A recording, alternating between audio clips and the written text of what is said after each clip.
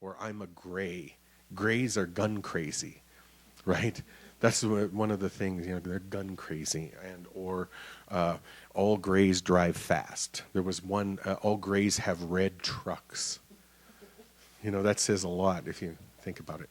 And so we are not a product of our past and our subconscious. We are actually an extension of this infinite potential of our superconscious self, that we move from the kama manas mind, which is the conscious mind, or the carnal mind, which is the conscious mind, which is dominated by the subconscious, to the Christ mind, which is the conscious mind that it literally is given the opportunity to superconscious solutions.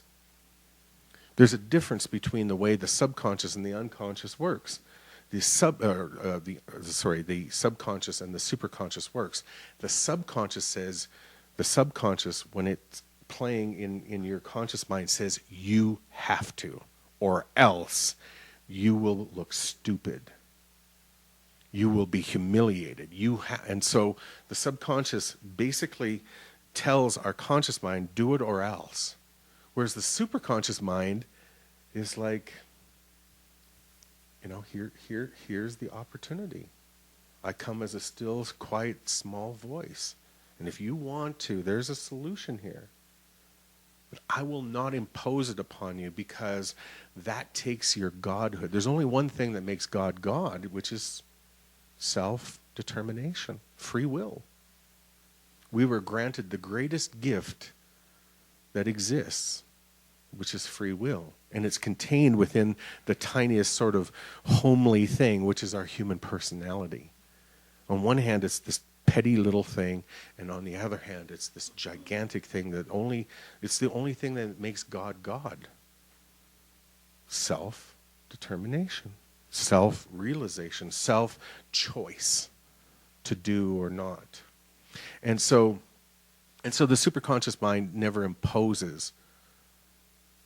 It gives you the opportunity, whereas the subconscious is like, and so you think about it, how often do we do things because, if we don't, we're going to look stupid, versus, doing it because it's a part of our superconscious inspiration.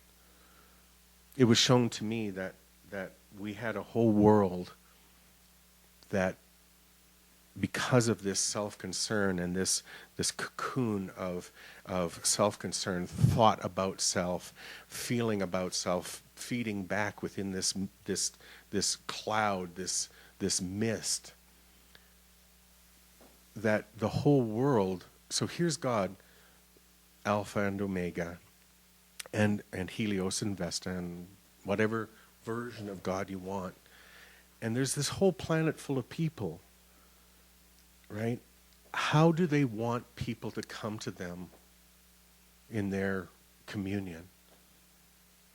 Right? If you were God, do you want people to come out of fear or out of love?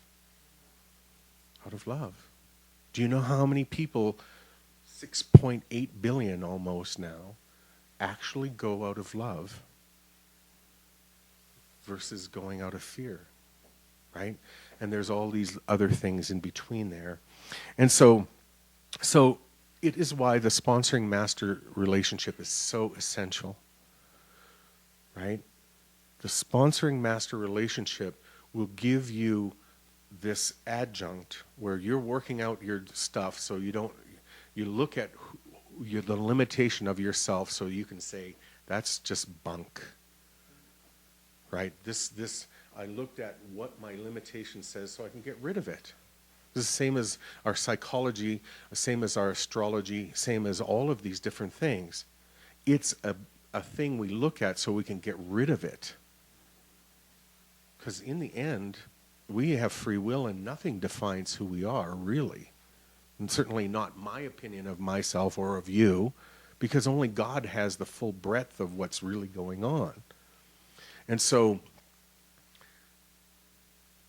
this is this thing where it's so very, very important for us to connect to the Master, to have it so that as we're working to open it from this side, they're working from that side to open it from that side, right?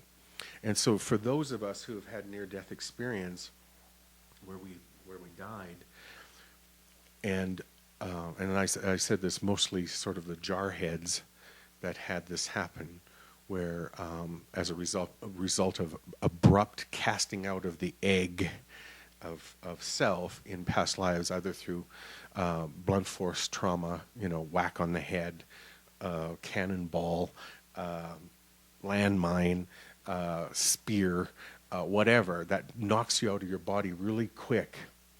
It gives this sort of shimmering thing, and it allows for the people to pop out easier. Once you've been out of this body, it never quite closes up again. You have a sort of a conduit, right? And Danyan actually talked about that in his book, that once you've been out, I think he actually called it a culvert. A tube is formed, and you can sort of pop out. And so Danyan had a number of OBEs right after he had near-death experience, and then he died again. And so he's one of these guys that's NDE, OBE, NDE, OBE, NDE. And so, anyways, and it's absolutely true. And I think that this person who said, well, you had that experience because you're like Thomas, you have to have it shown to you, right? And I think that, some of it was a little bit aggressive, but some of it was obviously true too. And so this is the thing, is that I was shown that we need to come up with a methodology, and I mentioned this to Caroline a number of years ago. We were walking down the street in High River, Alberta, and I said, we got to come up with a way so that, because I'd had a couple pop-outs, and these two pop-outs, when I was 28, I popped out of my body the first time, and I was there just at the upper level of the astral plane, and there's a cloud deck, and that separates, shall we say, the planes, and as you get closer to it, there's this very sort of trembling, sort of almost thunder rattling sound, and so basically, I was surprised that some part of me said, "God help me," and then this angel swooped in and took me straight up through the cloud deck, just like that, and it was so fast that. Part of me was like, who said that? Well, I did. And what just happened? And now I'm up in this place, and I'm like going, oh, thank God. I'm out of that place, and I'm home again. Jiggity jig. And I was just like so happy. And so this intense, milky white, snowy white cloud comes, and I'm like going, oh, I know who that is. And this energy just washed up, started at my most densest part of my system, and washed up from my feet over my body until I was completely enveloped in this, what would appear to be a dense white cloud. And it was, of course, and I said, as it come over my heart, I said, Mommy. That's what I said. I said, Mommy.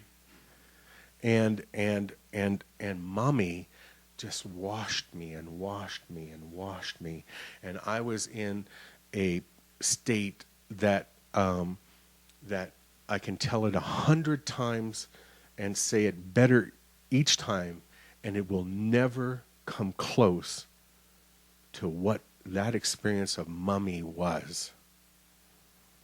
I mean, I can't tell you, and it's something that I only pray that one day each of you will have, so that you will never be alone again, so that you will never have it, so that whatever pain you have gets you into this place where you think that it may be all just whoever tells the best story is the winner, right? Because when that moment, when Mommy is there, and you are in this exalted bliss, that is not even describable. It's ineffable.